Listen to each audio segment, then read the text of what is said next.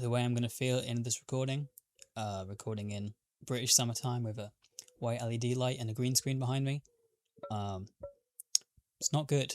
Your relationship with media and reviews made on them is completely trash, and here is why. Question: why do you usually watch reviews about media? I can say, at least personally, that when I go out my way to watch a review made on a book or a film or a game or something like that I'm interested in, that I usually have two specific reasons, one or the other, that I'm going to that review in the first place. One, if I am yet to have consumed that piece of media already, to be given some kind of general overview of what to expect for the product, if it's good or if it's like worth my time and money to be spent on it. Two, if I've already watched the film or listened to the music, to be given some kind of greater context about the piece I didn't know before. This can then usually help me understand why I didn't like the things I didn't like about them and why they were done that way, why I did appreciate the things that I liked so much and why they are so great, or generally just pick up on some things that I might have missed in my first watch of the thing, or listen of the thing, or game of the thing. Or reason number three, I want to hear some ha-has. Problem, none of these things are becoming possible with this new way of thinking that a lot of people have, that opinions about a piece of art can just straight up be wrong. Newsflash, over the past few years online, there has been this new toxic relationship kind of growing and getting bigger and bigger between consumers and reviewers/reviews. Legacy reviewers like Anthony Fantano from The Needle Drop, whoever that is, right, could definitely tell you that this isn't necessarily a brand new thing that's just started happening. With his infamous review on Kanye West's My Beautiful Dark Twisted Fantasy still being used to this day as an example by some people of why you shouldn't trust his reviews. Now, in my opinion, it does feel like modern social media platforms like TikTok and Twitter, yes, Twitter, have done nothing if amplify this kind of toxic environment about music opinions specifically, and also film opinions, and just opinions on art themselves. And I feel like it is kind of spread more so because now young people are being onboarded onto social platforms and communities and an internet where this way of thinking is already there from the get-go. Now, you would be forgiven for thinking that this video idea is quite late, partly because this video idea was thought up by me couple years ago. Specifically because a lot of discussions of this type were being had around the release of Kanye West and Ty Dolla $ign's Vultures 1 album, when Fantano just straight up refused to review it, and a lot of people who disagreed with this started to use the fact that he reviewed Sexy Red's mixtape of that year quite highly as a way to kind of discredit Fantano and his opinions in his videos entirely. With that said, I do feel like, as stated, this was a problem that existed prior and definitely still exists to this day, and I don't think has really calmed down that much. And I also don't think this is a problem just being directed at Fantano. I think the reason that we are seeing it with him is because, one, he is seen as a controversial person by a lot of people, but I also do feel like it is happening to a lot of other reviewers of other different mediums, and also just to a lot of people in general online. Don't be fooled into thinking this is just a thing happening to reviewers and about reviews. Check the comments of any tweet or viral music video from a mainstream artist, and you will often see straight up war happening in the comments, especially on social media. Insults being thrown around, assumptions of people's intelligence, sometimes even assumptions of people's political and moral stances, and just a general air of superiority from some people who believe that their opinion on music is right, and anyone who believes not that opinion is just straight up wrong. Because in some online spaces now, it does feel like there is this kind of collective decision that has been made at some point, that there are some artists and some films and some pieces of media that has been given the green light to be appreciated and to be praised and to be listened to publicly, while others have simply been banished to the shadow realm to be made memes about relentlessly. And if you happen to be expressing an opinion that tends to be on the wrong side, shame. Like I said, this often stems from a thing that I feel like has been happening online for a while, and this thing that I personally just have a lot of issues with, which is like I said, this correct opinion that seems to be coined on sides of social media, and this weird like kind of anti-culture, but at the same time just following the crowd mentality of deciding what is allowed to be enjoyed and what is cringy to be enjoyed, or what is corny or co-worker friend slop. Red flag movies, right? There are so many pieces of media that get coined into different kinds of terms that it's just kind of ridiculous at this point. Media is meant to be enjoyed. Why are you bullying someone for enjoying media. Like I said, I've seen this happen a lot when I was younger, especially in the gaming community online, where there would be certain games that would come out and get really popular, and everyone on Twitter would love them. Then after a while, it would kind of peak out of the niche online communities. Maybe a lot of kids started to be enjoying it. Maybe it started to hit the mainstream a bit more, and all of a sudden it becomes cringe to enjoy this game, and it's not fun anymore, and it's a thing just for kids. Then after a while, after the success starts to die down and the people who like it are a lot less vocal about it, potentially because they've been bullied out of expressing any enjoyment of the subject, the pendulum swings back, and all of a sudden it's cool to like it again. Why did we stop playing this game? People think they're too cool for this game. This game's actually a lot of fun. Rejoice! Justice is served. Like I said, this is just a personal thing I feel like I've seen, and obviously online isn't a person, you know, Twitter isn't a person. You might just be seeing lots of different people say the same thing, right? Or then loads of different people saying different things at different times. It just comes across like the general opinion is one way or another.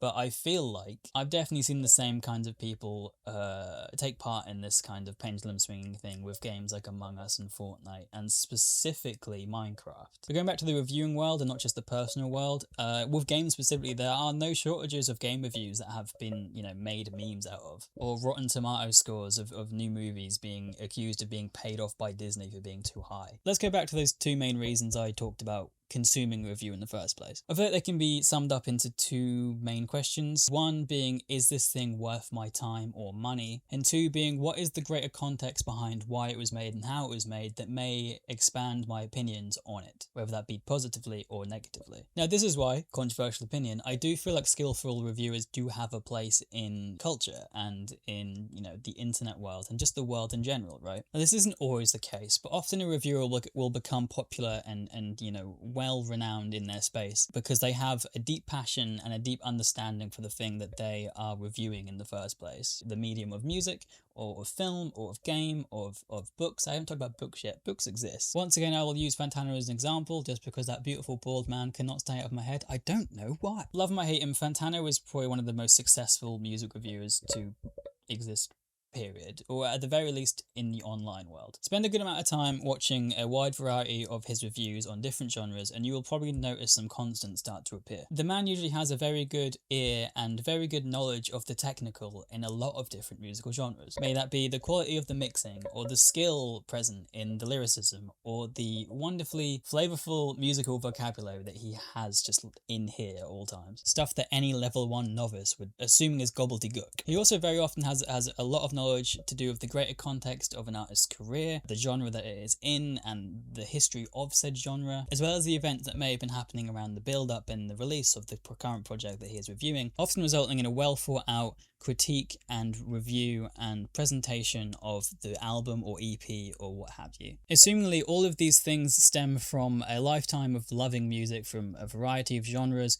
artists, years, even before his like 20+ year career making reviews for money. On top of that, his own talents in making music and playing instruments probably helped quite a lot as well. I would also assume that due to being a popular, successful music reviewer for money for a very long time, he has access to a lot of equipment and things that a lot of general people just do not have the access to. Whether this be as simple as just having the time to dedicate proper, focused listens multiple times to a project before he makes an educated decision of if he likes it or not, or even as complicated as the expensive equipment that he can listen to these pieces of music with in the best quality, the way that the artist probably hoped and intended it would be in these kind of situations. All of these things come together to give Fantano and a lot of other reviewers like him a great trustworthy base to assume that their opinions on projects are at least coming from an educated place and as objective a place as possible, for viewers to go into the video and spend some time before the end of it deciding whether or not the project sounds like something that they are interested in or are not. I feel like this is a resource that is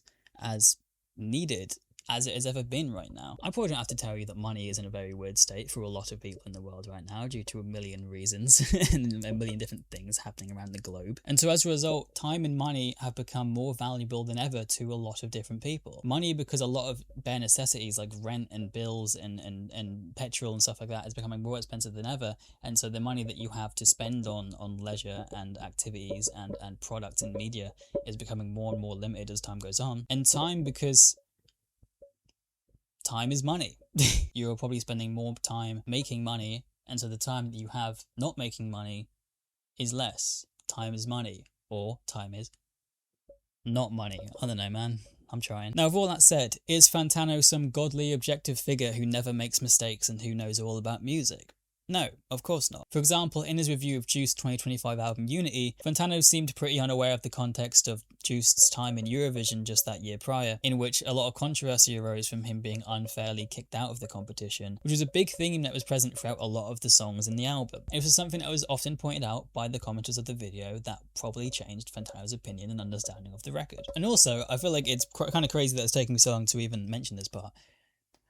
He is a human, as are all reviewers, and that does include the named writers underneath the IGN reviews you're reading. Even if the reviews that you're reading are coming from a named company like Rolling Stone or IGN, there's always an actual writer who wrote that review specifically. It should really go without saying that personal tastes, experiences, and biases are something that all of us as humans have just in the world in general, especially when experiencing art, which is one of the most subjective pieces of thing that exists in the world. And as a result, as much as someone may try to make their review as objective as possible and based on fact and based on, quality alone, these things will always make their way into the reviewing process. No matter what the record is, if a reviewer just simply does not vibe with the music they are listening to and it's just not for them, they just do not enjoy it, what do you expect them to do? They have come out of that piece of media deciding that they do not like it, and it is their job as a reviewer to tell you if they like it or not. That is really what this all breaks down to. The context of the release helps.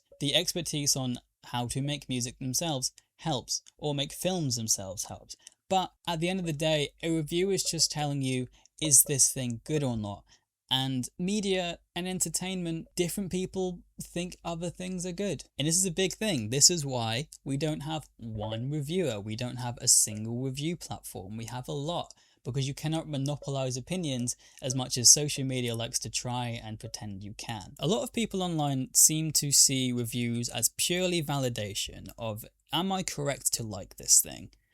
Which should not be the case. Like I said, reviews can help you be more critical if you're someone who makes music yourself and you want to try and understand why something is good or why something is bad, or it might help you appreciate something more, or maybe think that something is actually not as unique as you thought it was and is actually quite derivative or something like that. But you should never let reviews sway your opinion so heavily that you get so emotionally invested of what a company or a person says about something that you might like or dislike. Because those things that you like or dislike are movies, books, games, music. These are for fun. If hearing that someone's opinion about something that you enjoy or don't enjoy is so different to yours, it makes you viciously defensive or ridiculously angry, there's something wrong. Now, don't get me wrong, I'm of course guilty of letting reviews impact my thoughts on something in ways that I'm not happy about. There are definitely lots of music artists that I love that Fantano fucking hates. I could fill a pool with the amount of not goods Fantano has given to music albums that I really enjoyed on first listen. And yeah, sure, sometimes if I'm not feeling super self-confident that day, I will leave that review a bit embarrassed to like that thing, or maybe I realise like, oh, I'm a bit silly for liking this thing, aren't I? Especially when you go online and the general opinions there are saying that the thing you like is shit and anyone who likes it is stupid. Of course you can feel a bit silly as a result. My favourite music artist is Eminem. Have you seen what social media thinks of Eminem? No. No. At the end of the day, I feel like this all spawns from the thing that it is just does kind of feel like peer pressure. Not because of the reviews, but because of the online conversation around them. A lot of people wanting to fit in with the anti-normal crowd. They want to be different, but not too different. But we have to stop it.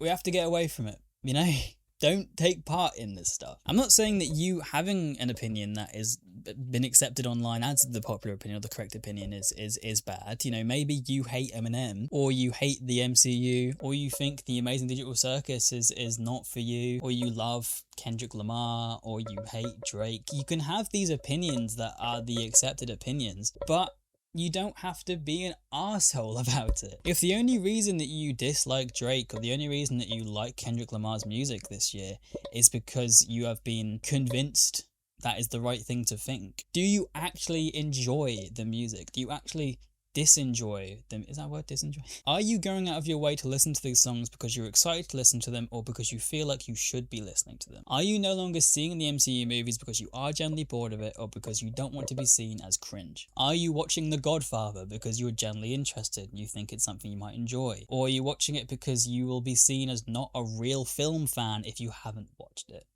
Something about books. I don't know. I don't read as much as I think I should. It doesn't make you happier to follow this trend because you feel like you should. You know, it takes away your uniqueness and your own taste, and it doesn't make you feel like you as much anymore as it should. I see this clip of Tyler, the creator, being shared around every now and again, and I do really like what he's saying in it. I think people who fixate on objective top fives are fucking lame. I'd rather hear people talk about the shit they like and love. Like, people really be arguing, like, how dare you not put so-and-so on of all time? Like, what if you just told me who your personal favorites were and the shit you like, and then explain it, and maybe you'll put me on to some new shit instead of us sitting here arguing about oh, how dare you not put Pony Tony on top 5? He killing niggas. You heard his verse on so-and-so. He rapped from the perspective of a hot dog. Oh, but what's your favorite song on that album? I don't really listen to that album. So what albums do you listen to? But people aren't selfish enough to like, hey, this is what I like. Check this out. This is what I learned about it. This is how I grew from this. This is when I heard it. Like, I think everyone should have their own personal Rushmore of things that they heard when they were 7, 14, 28, 40, that changed their life, that makes them feel a certain way, that's their personal favorite shit. I really resonate with that, and I really appreciate that he says that and thinks that. But then I see a lot of other people quote tweeting this who I know for a fact do not actually feel this way, but the way that they act on their socials. As much as it might sound like I'm sucking up to Fantano on this, and he does make it very clear that everything is just his opinion, I do think he is guilty of this behaviour as well. I do think he writes artists' songs off quite quickly if he already has a predetermined opinion of them. I do feel like he has some opinions and acts a certain way about certain artists, which either encourage the social media hate without realising, or, you know, I feel like he should have somewhat of an idea of how impactful of a person he is with his opinion. I'm not saying he shouldn't have it and shouldn't express it, but I don't think he should be baffled when artists are upset that he's given their stuff bad reviews, because he does have, fucking hell, that's gross. He does have an impact on people online and the way that they treat artists or treat albums. Not all the time, but sometimes he really does. Depends on the fan bases, as we've seen. Like I said, there are so many accepted opinions online that I just really don't agree with. And that's okay. Whether that be disliking things that have garnered a massively positive reaction, like how I really dislike Deadpool and Wolverine, despite really enjoying the MCU in general and Deadpool 1 and 2, and being, I think, more patient with a lot of the modern day MCU films than a lot of people are. And so I feel just fucking crazy that I'm apparently the only person who really didn't like the movie. Or like I said, whether that be me loving things that the general opinion seems to be negative on, like Eminem or Fantano giving Ray a 2. Okay, fuck this video. He gave Ray a 2. He gave Ray's newest album a 2. I take back everything I said about Fantano, right? Fuck this guy. His opinions are wrong. A 2. That album is great. You can have issues with it. It's not perfect. It's an amazing album, okay? I don't give a shit what this fucking Melanie bitch has to say. Fuck you.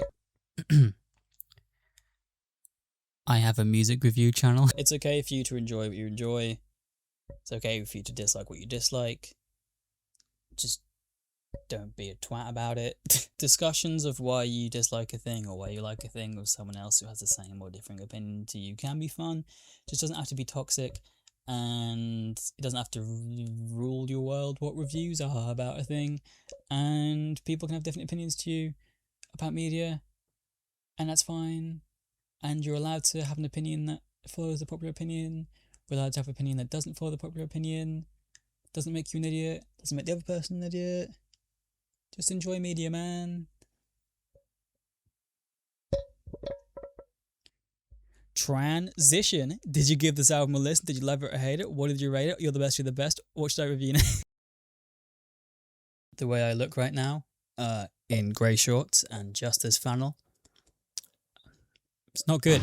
The current political state of the world right now. It's not good. A way of saying something is bad. It's not good. My consistency on YouTube over the past few years. It's not good. Mis conocimientos de español no son buenos. My attempt at adding last minute humour into a video which accidentally took quite a serious tone.